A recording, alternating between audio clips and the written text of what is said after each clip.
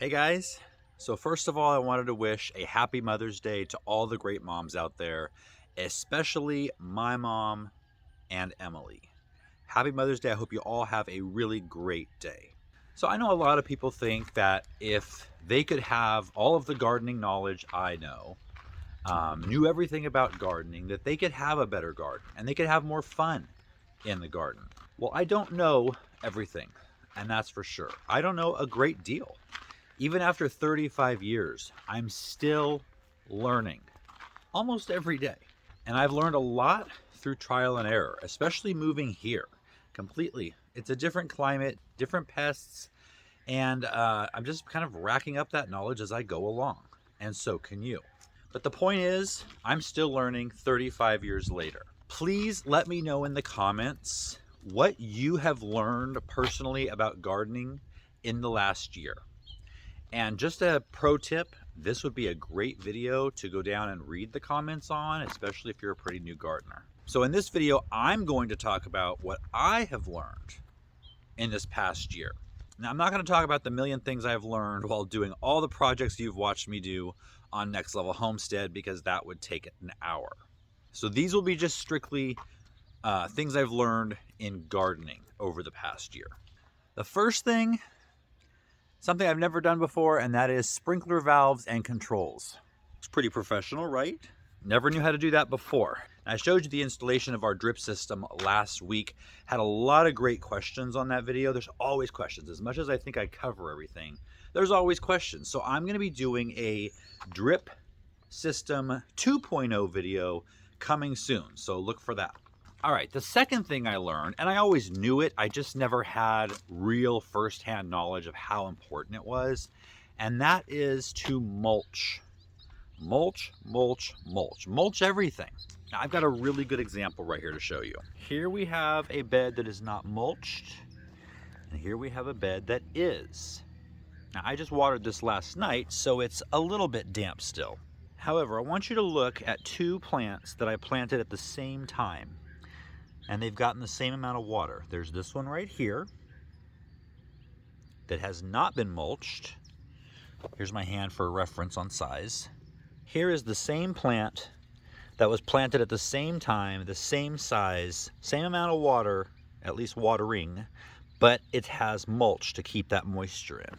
So I always knew mulch was important, but I came from a climate that was cooler.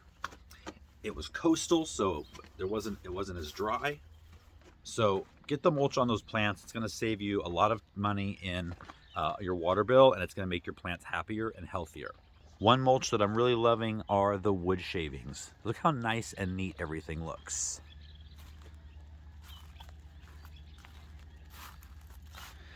And since we're here at the onion bed, and I haven't mulched this because they will be harvested fairly soon. A while back, I did a video and I had talked about how some people trim off the onion leaves to get a bigger bulb. Well, I did that, and I told you I would let you know if that worked, because I had never done it before. I just always heard this. So I trimmed off the leaves up to about here. So as you can see, we've still got some small bulbs. We've got some medium-sized bulbs.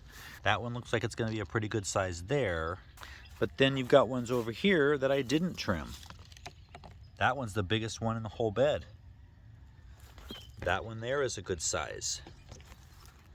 So on average, I really don't see any difference here between cutting the leaves off and not.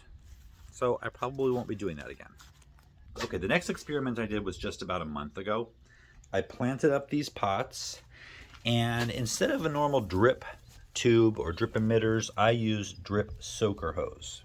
And it's not that it didn't keep it moist enough, because it certainly does. It actually puts out way too much water. We've got water here all the time. We had to put a saucer underneath, and it overflows that. And there's just all kinds of water stains now.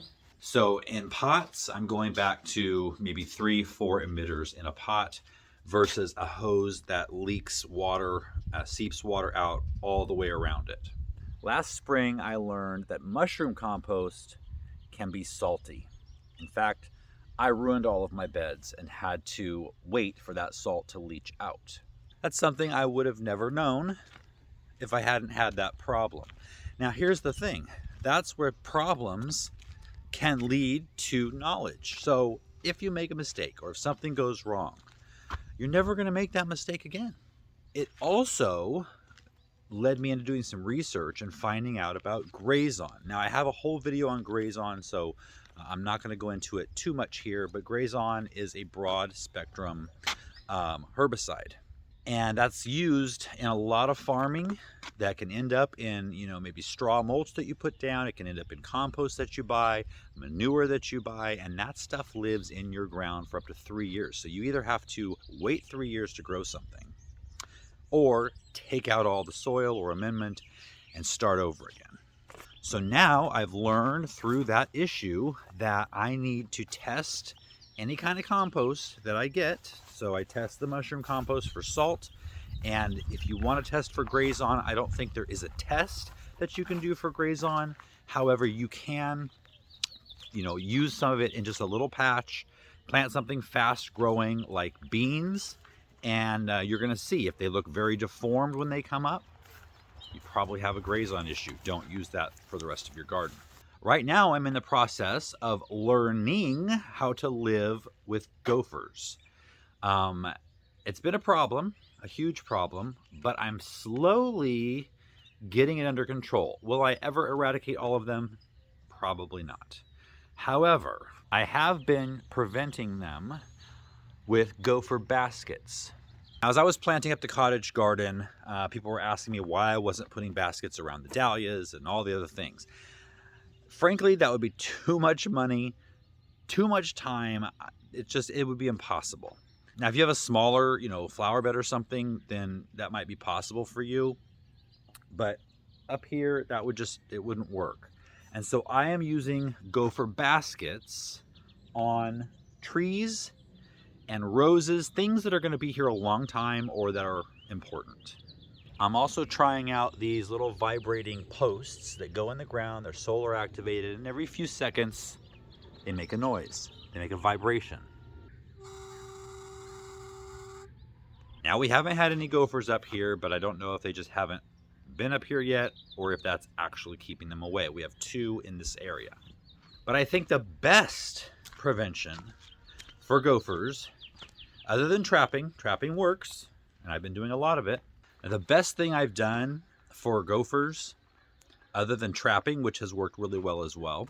However, getting a barn cat was a great idea. Now, we have Scar, who spends most of his time on the roof under the solar panels, but will come down at mealtime. But over the past week alone, Scar has killed 3 gophers, and he brings them right to our door so we can see and praise him, which I do a lot. I never liked cats. I'm allergic to cats. I was never a cat person, but if cats are going to help me with my gopher problem, love them.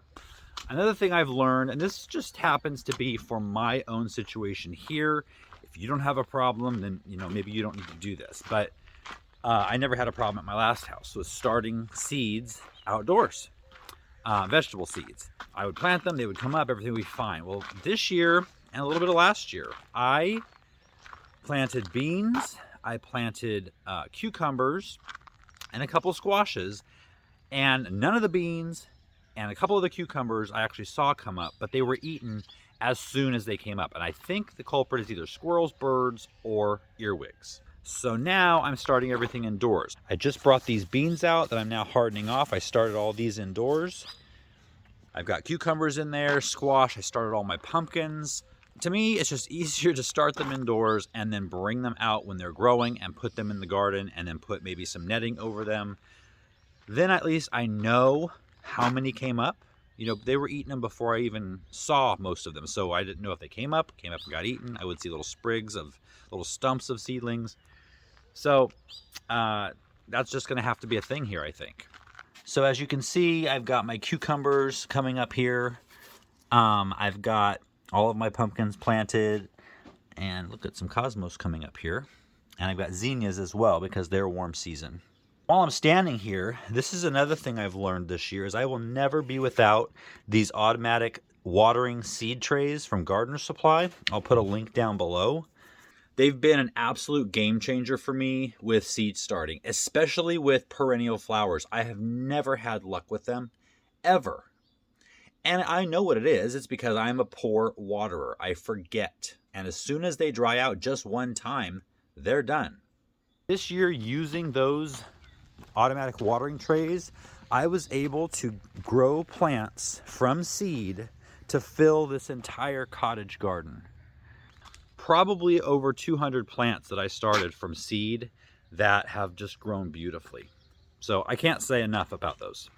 And since we're in the cottage garden, I learned how to make this really cool TP trellis. I'll put a link to that video down below. Something I learned this winter was just the crazy experience of microclimates. You know, we can all look at our frost state, we can all, look at the temperatures or our forecast, but you really have to live somewhere for a while to understand how microclimates work. Because there are certain places in your property that will be warmer, maybe because of a sheltering wall or sheltering hedge, or that will be colder, maybe a low spot, because cold air does sink. The last 2 winters, we've seen frost all around us. The road that goes through the valley we live in, all the houses along there are covered in frost, the lawns are covered in frost, but we are up on the hill looking over that valley.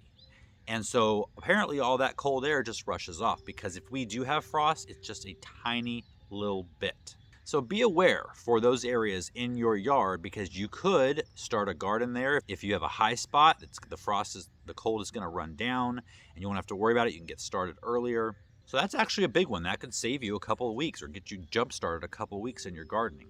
So I hope this video has shown that no one knows everything about gardening, and that's the fun part of gardening, is just being able to constantly learn. If you knew everything from day one, I think you might get pretty bored. The challenges that come up and the different ideas that you can have to try different things and experiment, that's what makes gardening fun. So like I said, let me know in the comments something you've learned about gardening in the past year. If you learned something from this video, please give it a thumbs up, subscribe if you haven't already, share it with a gardening friend, and I'll see you next time.